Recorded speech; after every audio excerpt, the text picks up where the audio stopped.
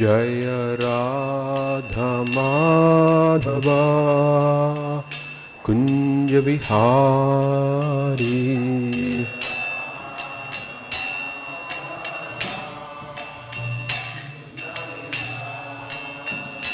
Jaya Radha Madhava Kunja Vihari.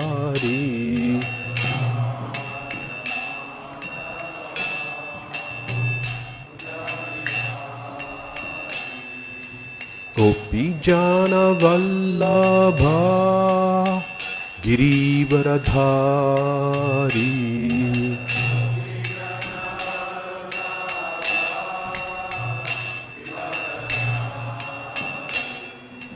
Gopi Jana Vallabha Girivaradhari.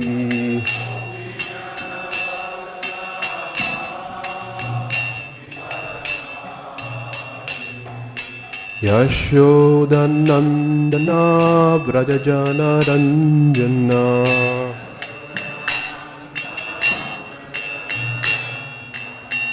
Yashodanandana Vrajajana Ranjana.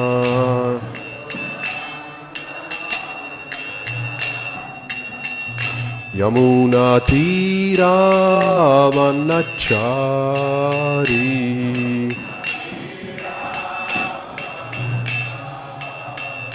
Yamuna Tira Vanachari.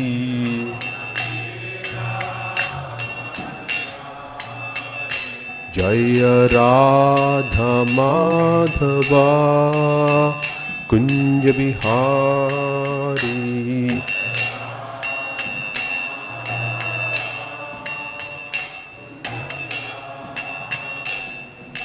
Gopi Jana Vallabha Girivaradhari.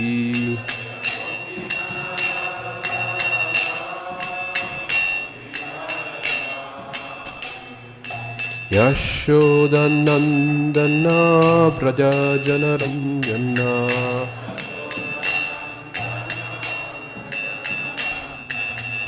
Yamuna Tira Vanachari.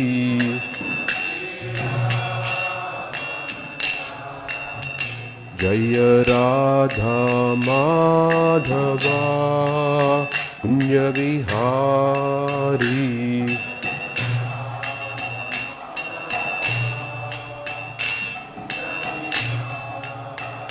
Jaya Radha Madhava Kunja Vihari.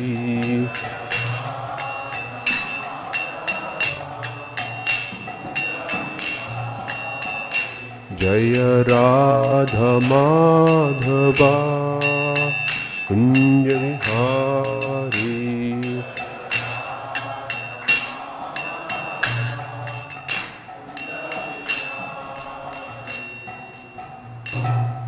Jai Vishnupad Paramahamsa Parivrajaka Ashtotara Sata Shishimad. His Divine Grace A.C. Bhaktivedanta Swami Srila Prabhupada Ki Jai. ISKCON VBT Samstapakacharya. His Divine Grace A.C. Bhaktivedanta Swami Srila Prabhupada Ki Jai. Srimad Bhagavatam Ki Jai. All glories to the assembled devotees. All glories to the assembled devotees. All glories to the assembled devotees. All glories, all glories, all glories to Sri Guru and Gauranga, all glories to Srila Prabhupada. Om Namo Bhagavate Vasudevaya. Om Namo Bhagavate Vasudevaya. Om Namo Bhagavate Vasudevaya. Narayanam Namaskritya Naranchaiva Narottamam Devim Saraswatim Vyasam Tato Jayamudiraye Nashtaprayeshu Abhadreshu Nityam Bhagavata Sevaya Bhagavati Uttama Shloke Bhaktir Bhavati Naishtiki. So this morning we're reading from Srimad Bhagavatam, Canto 10, Chapter 1, titled The Advent of Lord Krishna, Introduction, Text 15.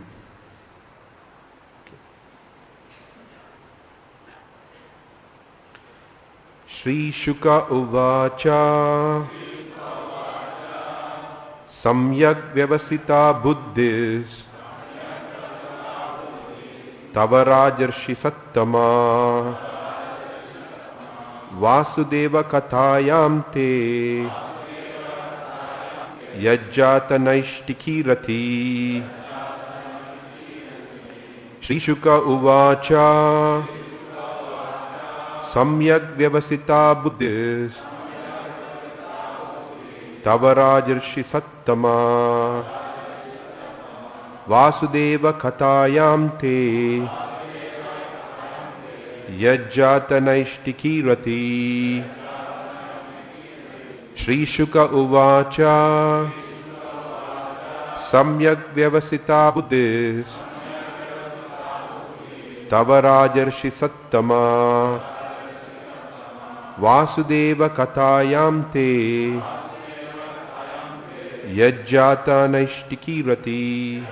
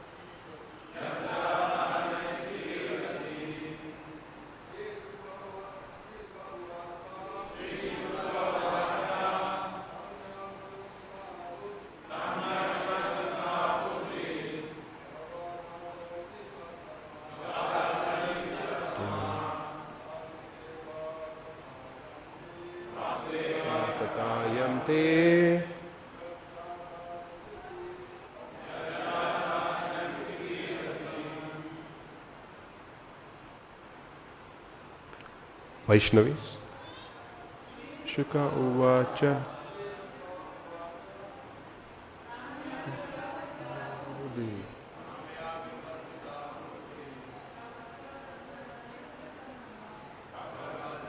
Sattama. Mataji.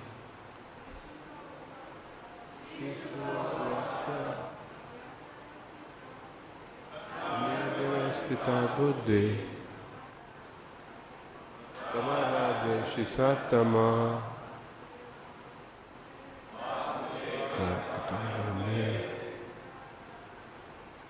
Yajjata Naishtiki Ratihi. Shri Shuka Uvacha Astita Buddhi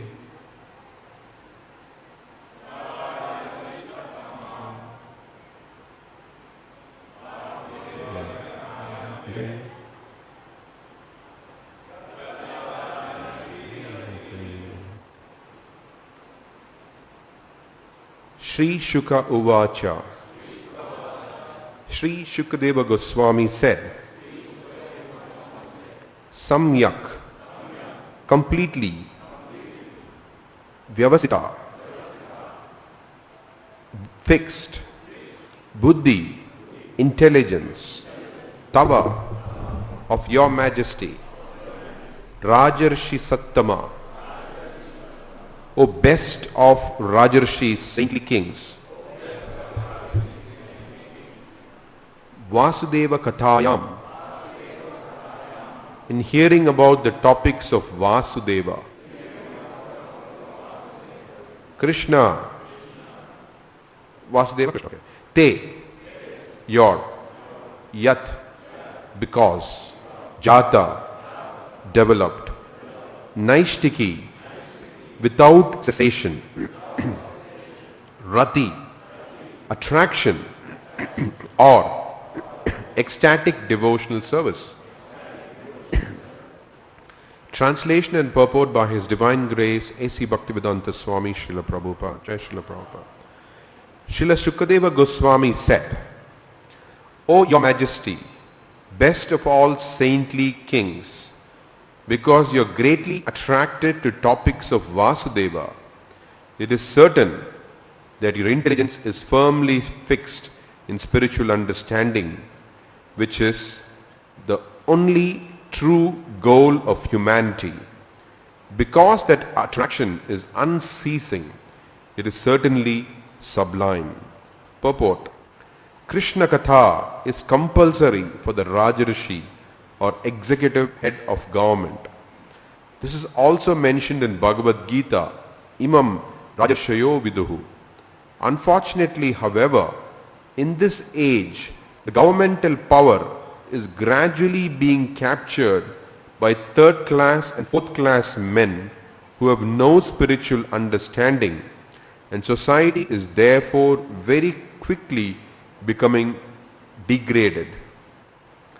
Krishna Katha must be understood by the executive heads of government, for otherwise how will people be happy and gain relief from the pangs of materialistic life?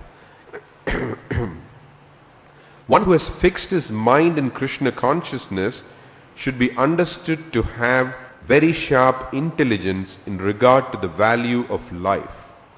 Maharaj Parikshit was a Rajarishi Sattama, the best of all saintly kings, and Shukadeva Goswami was Muni Sattama, the best of Munis. Both of them were elevated because of their common interest in Krishna Katha. The exalted position of the speaker and the audience will be explained very nicely in the next verse. Krishna Katha is so enlivening that Maharaj Parikshit forgot everything material, even his personal comfort, in relation to food and drink. This is an example of how the Krishna consciousness movement should spread all over the world to bring both the speaker and the audience to the transcendental platform and back home, back to Godhead. Thus ends the Bhaktivedanta purport of text 15 of chapter 1 of canto 10 in the matter of the advent of Lord Krishna. Introduction. Om Jnana Timirandasya Jnananjana Shlakaya Chakshurun Militam Yena Tasmai Shri Gurave Namaha Shri Chaitanya Manobishtam Stapitam Yena Bhutale Swayam Rupa Kadamahyam Dadati Svapadantikam Vandeham Shri Guru Shri Yutapada Kamalam Shri Gurun Vaishnavamsya Shri Rupam Sagrajatam Sagana Raghunathan Vitam Tam Sajivam Sadvaitam Savadutam Parijana Saitam Krishna Chaitanya Devam Sri Radha Krishna Padan Sagana Lalita Shri Vishakan Vitamscha Nama Om Vishnu Padaya Krishna Preshtaya Bhutale Srimate Jayapataka Swaminiti Namine Nama Acharya Padaya Nitai Kripa Pradayine Gaura Katha Dhamadaya Nagara Gramatarine Nama Om Vishnu Padaya Krishna Preshtaya Bhutale Srimate Gopi Paranadana Dase Iti Namine Nama Om Vishnu Padaya Krishna Preshtaya Bhutale Srimate Bhakti Vedanta Swaminiti Namine Namaste Saraswate Deve Gauravani Pracharine Nirvishesha Shunyavadi Paschatya Deshatarine Vancha Kalpatarubhyascha Kripa Sindubhya Evacha Patitanam Pavanebhyo Vaishnavebhyo Namo Namaha Jai Sri Krishna Chaitanya Prabhu Nityananda Shri Advaita Gadadhara Shrivasa Adi Gaura Bhakta Vrinda Hare Krishna, Krishna Krishna, Hare Hare, Hare Rama, Rama Rama, Hare Hare. Mukam karoti vachalam pangum langayate girim yat kripatamaham bande Shri Guruntaranam yat kripatamaham bande Paramananda Madhavam Sri Caitanya Ishwaram Katanchana smrite yasmin dushkaram sakaram bhavet vismrite viparitam syat Sri Caitanyam namamitam.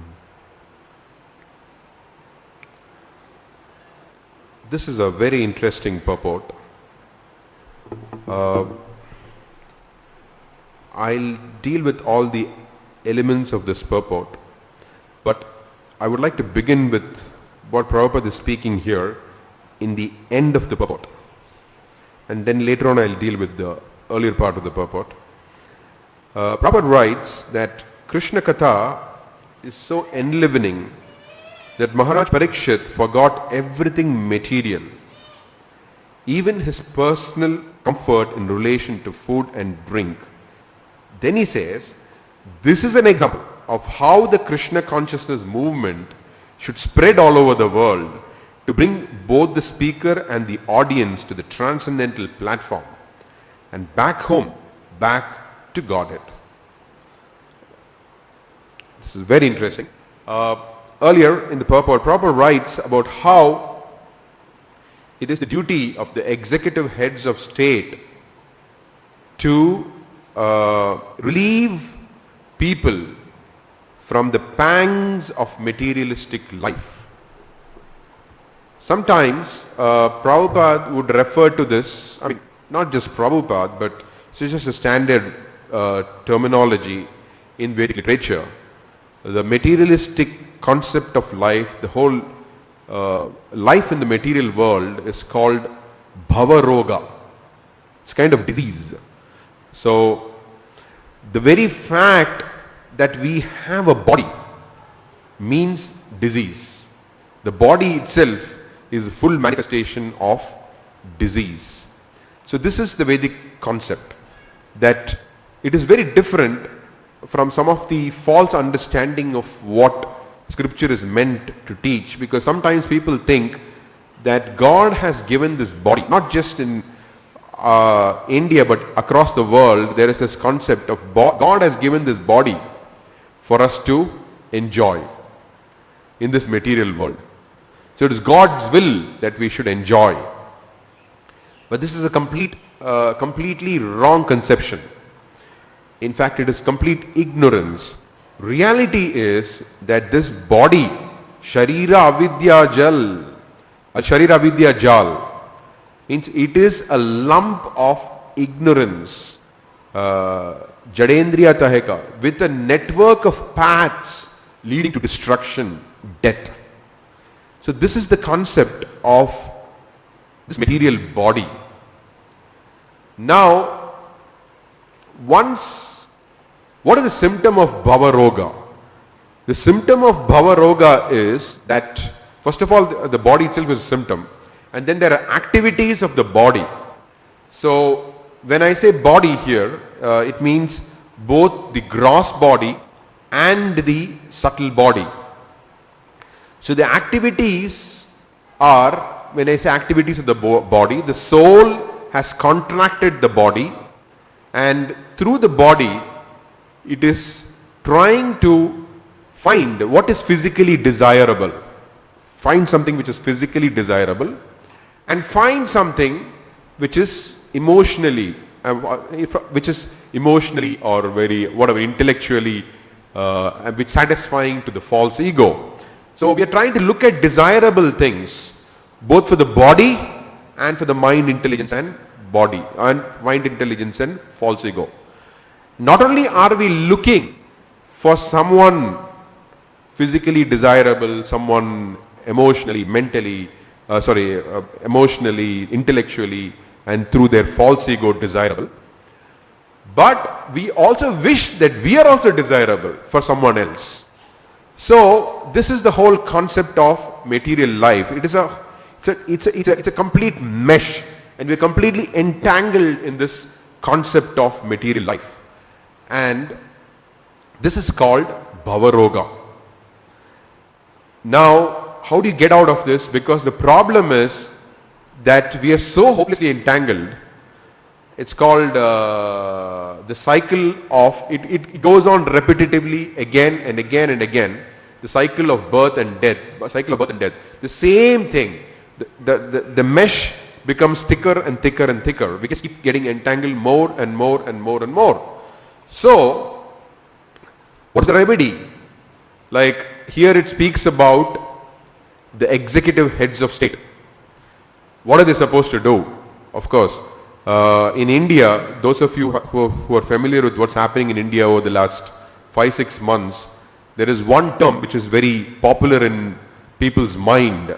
It's called surgical strike, they say, which means that India struck its enemy, Pakistan, with some bombs, went into their territory and struck. But the Bhagavatam says, the real enemy is not outside. The real enemy is within us. The real enemy is within us. So we have, what are the real enemies? Kama, Krodha, Moha, Kama, Krodha, Lobha, Moha, Mada and Matsarya. Kama is lust, anger, greed, illusion, madness and envy. So these are the real enemies and they are situated right in our hearts. And these need to be struck down. So this is a very important thing because we generally think that all the difficulties in our life are not caused by us. It's caused by someone else. But the Bhagavatam and the Vedic literatures, Bhagavad Gita, they all teach us the real enemy is within us. And we have to strike that enemy. Therefore, how do we strike? So that is why the executive heads of states, they are not meant to just protect the country from external enemies, but they are supposed to protect the citizens from themselves. Means they are supposed to protect the citizens from the enemies situated in the heart of these citizens. So therefore, it is the duty of the executive heads of state to propagate Krishna Katha. So when Krishna Katha is recited by the assembly of pure devotees, it strikes the heart and destroys the enemies. Well, apart from destroying the enemy, how does it destroy the enemies? Because normally when we speak about enemies and destruction and all, it's all very filled with anxiety. Because even if you are striking with a bomb, the whole process is, it's not a very pleasurable process. A lot of anxiety is involved. Your aircraft can get destroyed, the pilot can get captured, all kinds of possibilities exist. So it's a whole very process which is filled with anxiety. But the process of Krishna Katha to hear in the assembly of devotees is very relishable. So even though we are talking about striking the enemies in the heart, the whole process is very relishable. And because of the process being relishable, there is actually a terminology that's used in the Bhagavatam, in the teachings of Kapila, because I left that sentence halfway because it's relishable. I went on to Bhagavatam verse, so I'll come back to that. Because it's relishable, so what? Okay, so in the Bhagavatam, Lord Kapila explains to his mother Devahuti, Satam prasangan mamavira samvido bhavanti hrit karna rasayana katha. So, when we hear Satam prasangam in the assembly of devotees, when we hear Kapila says, Mama Virya Samvido, when we hear the heroic and transcendental activities of Krishna, Hrit Karna Rasayana Katha. What is happening? What is happening when we sit in the assembly of pure devotees? Hrit Karna Rasayana. We get a Rasayana for the heart. Hrit is for the heart and Karna is for the ears. So what is a Rasayana? Now in Ayurveda, the term Rasayana refers to a medicine, which it is a medicine but which is a nourishing medicine.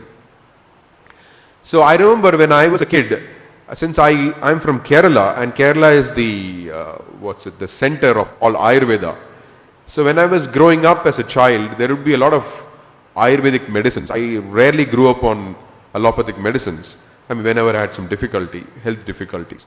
So I remember there would be this thing called rasayana. And even after the sickness is cured, I would be eager to taste that rasayana because it's rasayana, it's very, very tasty. So this is what happens when we hear Krishna Katha in the assembly of devotees. Tad Joshna Ashva Apavarba Vartamani. It continues the shloka. Shraddha Bhaktir Ratir Anukramishati.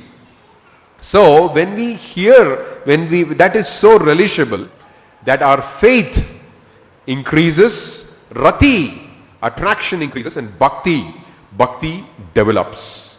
So this is the power of this rasayana, the Hritkarna rasayana of the Bhagavatam. So when we hear the Hritkarna rasayana, three things happen. What are those three things? Shraddha, our faith develops. Then rati, our attraction for Krishna develops.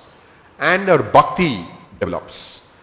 So this is what happens by consuming this Hritkarna rasayana, which is so relishable. Rasayana is something which is very relishable. So when you hear Krishna Katha, it's so relishable that our faith, our attraction, and our devotional service begins to blossom. And because of that, so I said it's so relishable. Because it is so relishable, then what happens? What is the immediate thing that happens? If we look into the first verse of the Nectar of Instruction, it speaks about Vacho Vegam, Manasa Krodha Vegam. Then you have Jihva Vegam, Udropasta Vegam. It speaks about 6 kind of urges. So the 6 kinds of urges are the urge to speak, the urge of the mind, the urge of anger, the urge of the tongue, the urge of the belly, and the urge of the genitals. Then it says, Etan Vegan Sa Vishaheta Dhiraha. One who can tolerate these urges is called a Dhira. Then such a person, Sarvam Apiman Pritim Sashyat. Now this particular verse is common to all the systems of yoga, not just the system of Bhakti Yoga, because the first step is to tolerate the urges. And so when we hear the relishable stories of Krishna, the relishable philosophy of Krishna consciousness from the Bhagavatam, the Hritkarna Rasayana, immediately we feel relief from material pangs. Because why are we not feeling relief? These urges are constantly bombarding us. And when we hear the Bhagavatam, we get the ability to tolerate. Oh, we can tolerate the urges.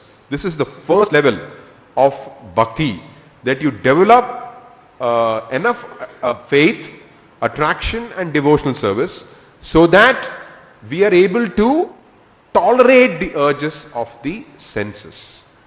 That alone is not enough. That is the first step, is toleration. If you look at the prayers of the 6 Goswamis, it doesn't say that the 6 Goswamis tolerated the urges of the senses. It says, Nidrahara Vihara Kadi Vijitau.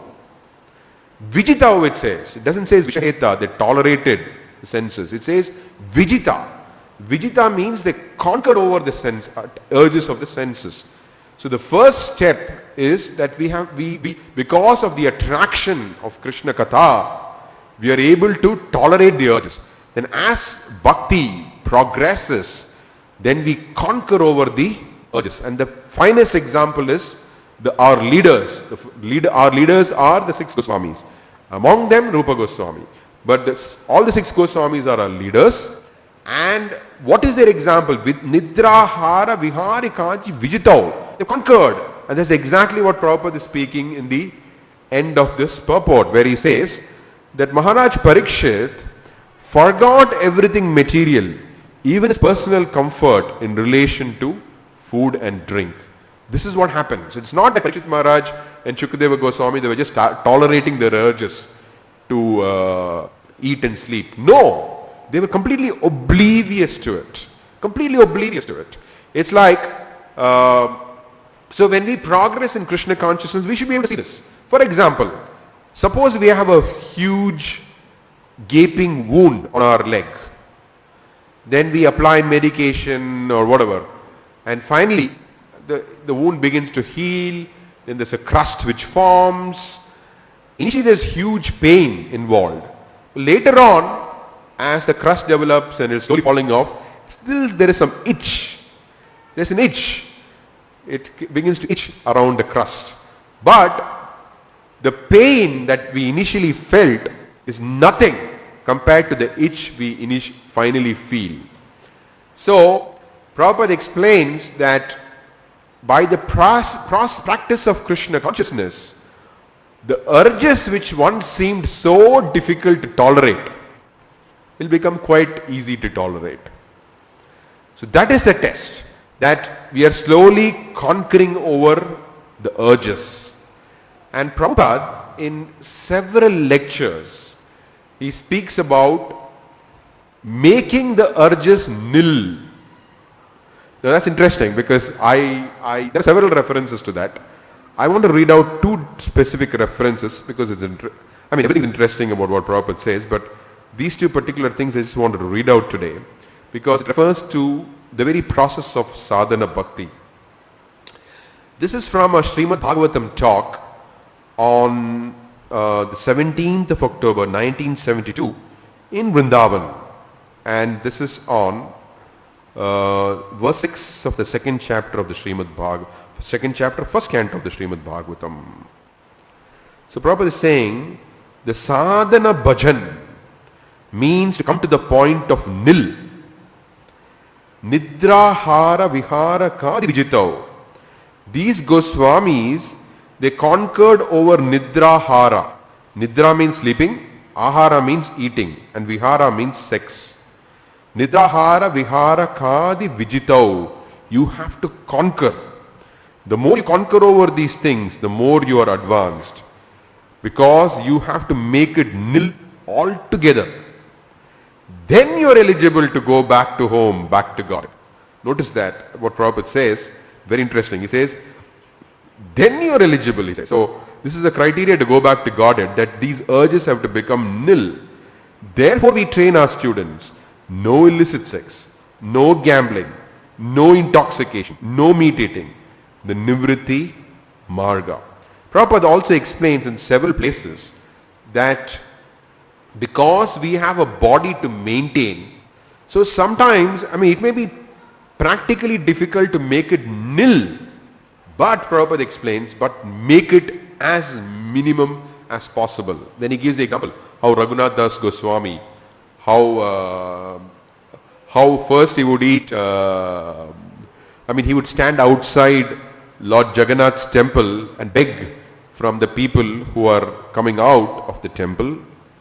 Later on, he even stopped that and he started taking the rice which was washed, left behind in the temple. So then he would, once Mahaprabhu personally went and started eating that rice. So Mahaprabhu was so impressed with the renunciation of Raghunath Das Goswami. We just recently celebrated the Paniyati festival. So Raghunath Das Goswami is a fine example. He is considered the example of renunciation. Although he came from a very rich aristocratic family, he completely gave up. Taktva turnamashesha mandalapati shrenim sada tuchava. He gave up as insignificant. And by his practical example, he showed how Nidrahara vihara kaji vijito, how he was a perfect, everybody showcases something. Jiva Goswami was a perfect example of the philosophy of Krishna consciousness. He is considered the Acharya on the Tattva of Krishna consciousness. Raghunath Das Goswami is considered the Acharya when it comes to showing us renunciation. So like that, the point is that Prabhupada explained this, that why is it possible for them?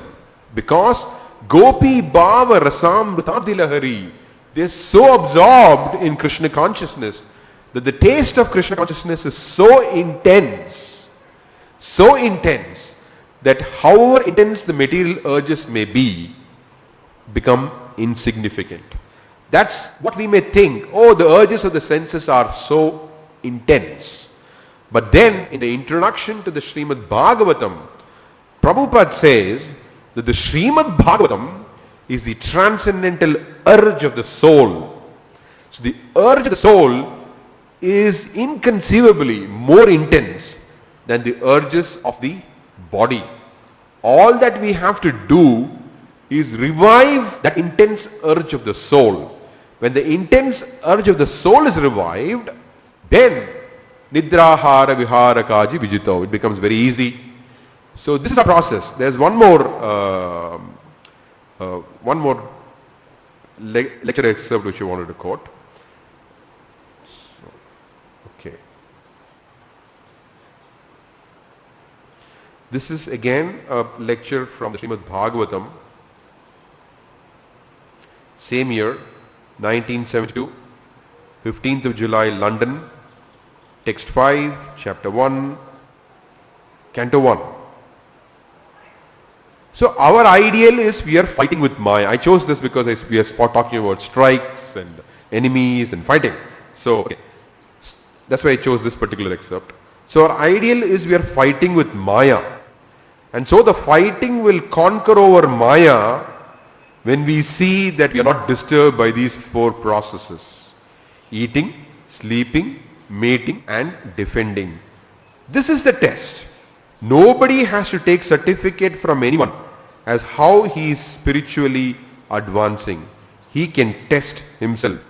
How far I have conquered over these four things: eating, sleeping, mating and defending. That's all. That is the test. So this is properly speaking of fighting with Maya. So what is symptom of that we are winning, that we are conquering over these urges? Of course, Prabhupada is just speaking about this in this particular context, but generally the urges means all kinds of urges, not just the urges of the body, the urges of the mind, the urges of anger, all kinds of urges. So the sure way to fight that, reduce the intensity and conquer over it is to increase the intensity of our Krishna consciousness. And therefore, we should make it a point to constantly hear the Bhagavatam day after day after day after day. It says, Nityam Bhagavata Sevaya, that strike in the heart, the surgical strike in the heart should happen daily, over and over and over and over again. Our hearts are like a hard rock. So we should strike it with the Bhagavatam. And it says that we should also, it is so easy that we don't even have to struggle to strike our hard heart. It's explained by Lochandas Thakur. Then Lord Chaitanya Mahaprabhu is so kind just by hearing his teachings and his pastimes. Even the birds and beasts will cry, and even the rock will cry, and even the rock-like heart can melt just by hearing the pastimes of Sri Chaitanya Mahaprabhu. So we have the best possible imaginable situation. Of course, externally we may be in a very bad, degraded environment of Kali Yuga. But a real problem is not the external. A real problem is internal. And by taking this process of Krishna consciousness, as explained by Chaitanya Mahaprabhu, the result is very sure. And when I say taking the process of Chaitanya Mahaprabhu, it means as we read it, as we understand it through Prabhupada's books. Just yesterday, I met a devotee who told me that this process of sadhana bhakti and this process of book distribution, this is the preliminary stage. But we have to come to that platform of raganuga bhakti, the real thing. So Prabhupada made it a point that this Krishna consciousness as he has taught us is the same as that taught to us by Srila Bhaktisiddhanta Saraswati. Therefore, even among the Gaudiya Vaishnavas, we are called the Saraswatas. And these acharyas, they have figured it out. This is how we practice. And surely our intelligence cannot be better than them. Because they have come directly from the spiritual world. Prabhupada would say about Bhaktisiddhanta Saraswati Thakur, what can I say about him? He was a Vaikuntha man, Prabhupada would say. And once when Prabhupada was speaking about how Bhaktivinoda Thakur had predicted that a great personality would come who would spread the teachings of Sri Chaitanya Mahaprabhu across the world, he said out of humility, he said, maybe I am that person. So we know that he is. As far as we are concerned, it is not maybe, but he is. And we should know that they have come exclusively to propagate, to turn us towards Krishna, to take us back to Godhead. And Prabhupada is saying, how do you take us back to, the whole purport, even in this purport he's talking, this is how you go back to Godhead. He's talking about hearing Krishna Katha. And it is a mistake to think that these acharyas, Bhaktisiddhanta Saraswati Thakur and Prabhupada, they have not given us the real thing. This philosophy is coming from Radha Kund by the opponents of Bhaktisiddhanta Saraswati. It is the real thing. Because you can see here that Prabhupada is speaking about how he's showing the practical example. Who is the practical example? It is Shukadeva Goswami and Parikshit Maharaj. He's saying this is the effect of hearing Krishna Katha. And he's telling us, test it. He's talking about it in lectures. Test it. It will happen.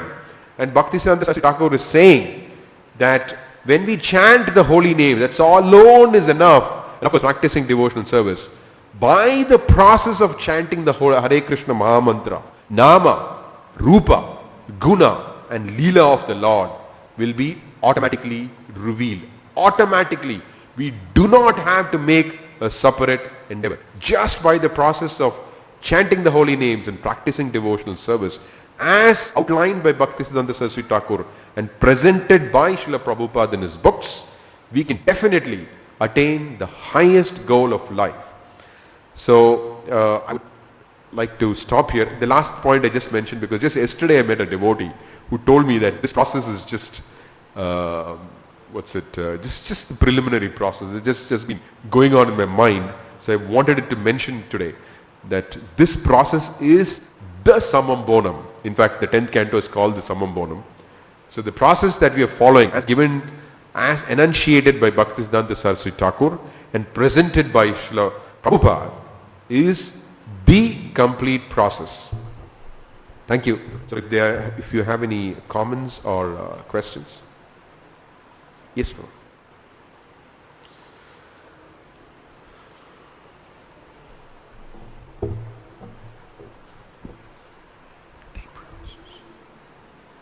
Thank you, Prabhu. I wonder if you could repeat that statement you made about book distribution? Oh, okay. I was told yesterday by a devotee whom I met. He said, he's an ISKCON devotee although, and he said that this sadhana bhakti, book distribution, they're all okay. The real thing is raganuga bhakti. So you need to upgrade yourself at some point from these activities into the practice of raganuga bhakti. And so they consider that book distribution is inferior activity. So I remember you played that class of Rameshwar Prabhu during not this marathon, the previous marathon, where I don't know how many of the people, how many devotees here were there in the audience. So let me repeat it for their benefits. So once Rameshwar Prabhu gave a class in Hawaii where he explained that when we sing the Guru Ashtakam prayers every day, Nikunjayuno, the spiritual master is making very tasteful arrangements to serve Radha Krishna, he said that there is an external manifestation of that. The external manifestation of that is the Sankirtan mission of Sri Chaitanya Mahaprabhu, and especially book distribution. And he said this is the same thing.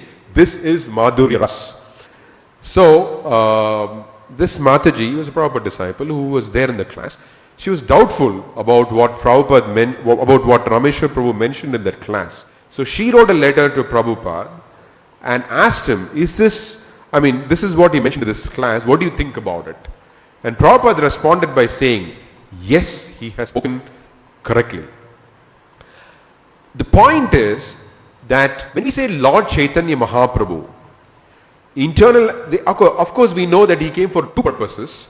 Internal purpose is to relish the mood of Srimati Radharani, and the external purpose is to spread the Sankirtan mission.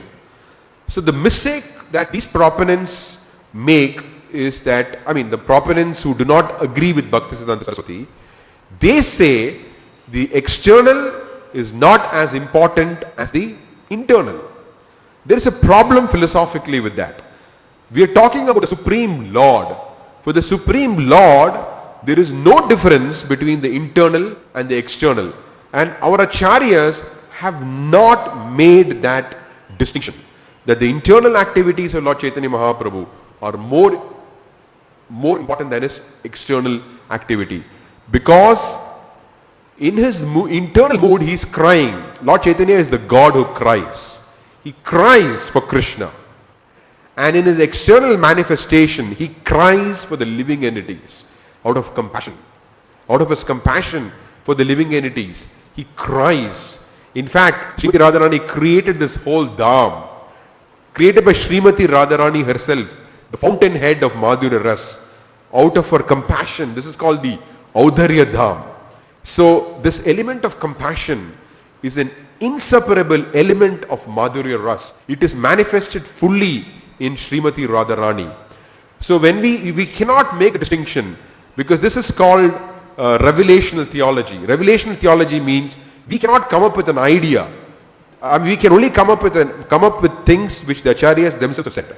That's called revelational theology. Revelation means we take what is revealed. We don't come up with some rational ideas. Oh, external is less important than the internal. These are rational ideas. And there's a system of theology called rational theology, where you use your mind and come up with some rational classifications of things. We do not follow that system. Our process of Krishna consciousness is revelational theology. So as far as we are concerned, there is no difference between the internal activities of Sri Chaitanya Mahaprabhu and the external activities of Sri Chaitanya Mahaprabhu. They are all equally absolute and worshipable to us. Because what did Lord Chaitanya Mahaprabhu do during his Gambhira pastimes? He was constantly hearing the pastimes of Krishna. But the same Lord Chaitanya Mahaprabhu, when he was attending the Rath Yatra, the Rath Yatra is just coming up, and when Maharaj Pratapa Rudra was massaging Lord Chaitanya Mahaprabhu's feet, he was singing the Gopi Gita, and when he sang the Tavakatamritam verse, immediately the same Lord Chaitanya Mahaprabhu was in internal trance. He woke up and he embraced Maharaj Pratap Rudra and saying, you are the most merciful, because that verse glorifies the preachers, those who distribute Krishna consciousness. And Krishna himself says it in the Bhagavad Gita. There is so much evidence. There can never be, right now there is no one more dear to me, nor in the future there will be anyone more dear to me than who preaches about my glories. So, the same Lord Chaitanya Mahaprabhu was in an internal ecstatic trance. He woke up and he embraced Lord Chaitanya Mahaprabhu, embraced Maharaj Pratap Rudra in ecstasy. And the same Maharaj Pratap Rudra whom he had rejected before, he had not rejected in the sense, he was not willing to meet him, but he got up and spontaneously embraced him. From his trance he woke up. So, there is no difference between the external activities of Sri Chaitanya Mahaprabhu and his internal activities, or rather, there is no difference between the external purpose of his descent and the internal purpose of his descent. And this has been perfectly understood by Bhaktisiddhanta Saraswati Thakur and presented exactly as it is by Srila Prabhupada. So we just have to follow. So if Prabhupada says book distribution is the most important activity, preaching is the essence, that is the essence. So we should go by that, by what our Acharya, founder Acharya has taught us. Is it okay? Okay. Yes, ma'am. Nasimati.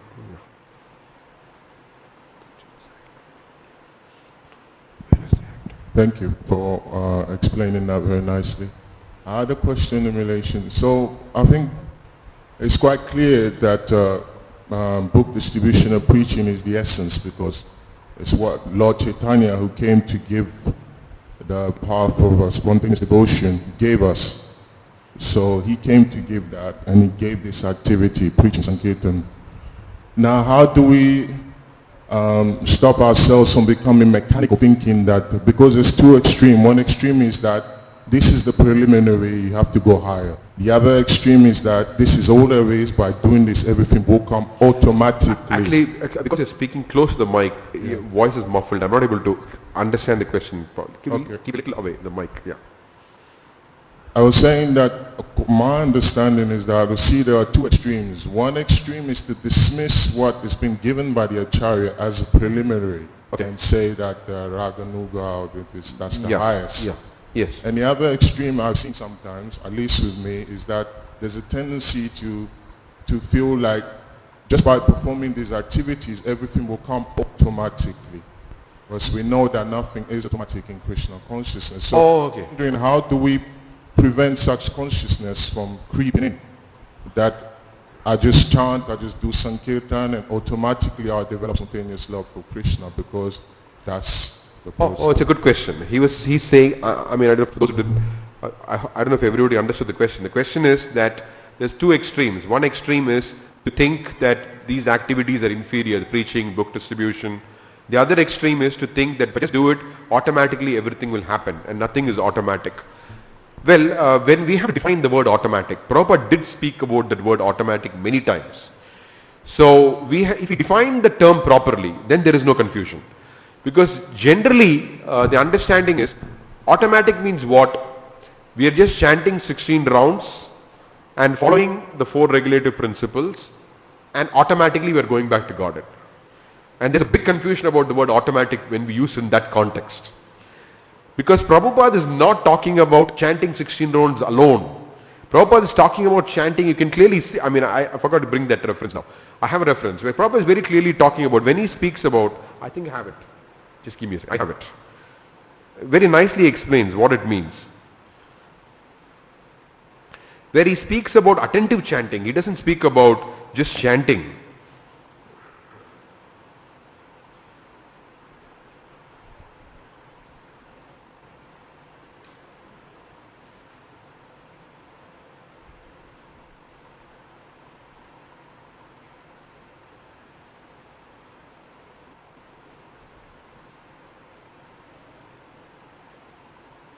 Well, I don't think I'm able to locate it. But he speaks about, okay, here it is. Yes, here it is. We should not take very leniently that we are going back to Godhead. Of course, there is so many concession. But at the same time, we should be very much aware of the responsibility that we have decided to go back to Godhead after leaving this body. So we have to perform some austerities. The austerity in our Gaudiya Sampradaya is very simple. Follow the 4 principles, restriction, avoiding the offenses, very clearly saying, and chanting regular beads, that's all. And hearing, chanting and hearing, both things. Not only chanting, we have to hear Srimad Bhagavatam. In this way, we should engage 24 hours business. This is from a lecture on the Srimad Bhagavatam, 6.3.18, on the 11th of February. I don't know where it is. It was given. Anyway. So the point is, Prabhupada is very clearly saying that somehow we miss that term offense when we speak about chanting 16 rounds and following the 4 regulative principles. Then we somehow miss that thing about offense. So we think, oh, that just automatically chanting is no. If we chant offenselessly and follow the 4 regulative principles, then there is no way in which we are not going to, there is no way in which we are not going to achieve this. The Nidrahara Viharakaji Vijito is going to happen. And we're going to see it ourselves. That's why Prabhupada says there's no need of a certificate. If we are chanting offenselessly, or at least attempting to chant offenselessly and chanting, then what happens is that we can see this progress. That's why Prabhupada says nobody needs to give us a certificate. We can ourselves see what was the intensity of the urges when we took to Krishna consciousness and what is its current intensity. From that we can gauge, are we steadily progressing? From that, of course, we should have that relish for Krishna Katha, due to which this is diminishing. The intensity of the soul's urge is becoming so high that the body's and the mind's urges and the other urges are going really lower and lower and lower. Is it okay? Yes, please. We have a few more minutes. Hare Krishna Prabhuji. Yeah. Just on the Raganuga Bhakti. Yes. His Holiness Jayaprakash Swami Maharaj, one time he was saying that if somebody is exercising his brain on how to spread this movement, he is already on the Raganuga platform. This is the formula that is given to us by Prabhupada. Once Prabhupada is asked, because you are supposed to follow, Satsarup Maharaj writes this, Raganuga Bhakti means you are supposed to follow a resident of Vrindavan. And Prabhupada said, I am that resident. So, by following him, you are in the path of Raganuga Bhakti. But the point is that at the same time, we have to also be conscious of this fact, what Narasimha brought up. It is not that we're just doing chanting and book distribution and somehow going on with life at the end of life. That is not our business. Like Bhaktisiddhanta Saraswati Thakur used to say, that Raganuga is our property. This Radhakund Babaji have stolen it from us. It is our property. It is not that it's their property. The point is that by practice of the devotional service as explained to us by our acharyas, by Bhaktisiddhanta Thakur and present by Prabhupada, this particular style, because people will invoke Bhaktivinoda Thakur, people invoke Vishnu Chakravarti Thakur to do some other kind of Raganuga Bhakti. We don't want to do that. We want to do the Saraswata kind. So that is very, very clear. So if we follow that properly, then we should see it. That's why Prabhupada is saying the test. We should see it, that we are developing some spontaneous attraction. We're developing some attraction for Krishna and Vrindavan. We need to see it happening. Yes, ma'am.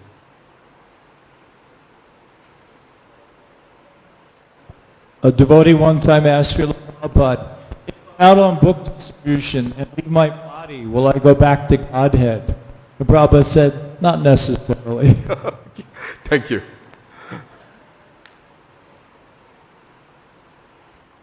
Yeah, because it's come, in the last 10 or 15 years, there have been innumerable occasions where I've come across people using the expression, Prabhupada said, just hold on to my dhoti, I'm taking you back to Godhead.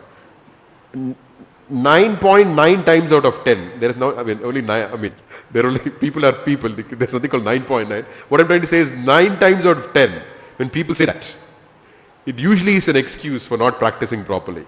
Or they're frustrated. Only those kind of people use those kind of phrases. Generally, I'm not saying there could be exceptions, but generally. So you have to be careful when somebody says, but just by holding on to Prabhupada's dhoti. Yes, it is a fact. But I remember when I asked this question to Bhakti Dhira Damodar Maharaj in Vrindavan, I was sitting right next to him because I knew he's the right person to destroy this misconception. And so when I asked him that question, I was sitting right next to him, suddenly held my dhoti and he shouted at me, so this is called holding the dhoti. And he was pulling me towards it. So he was saying, do we hold Prabhupada's dhoti like this? Or are we just doing something and just touching his dhoti? What are we doing? So the point that he was trying to say is we should cling tightly to Prabhupada's lotus feet. Then everything is alright. That is the point. Thank you. Srimad Bhagavatam ki jai, Srila Prabhupada ki jai.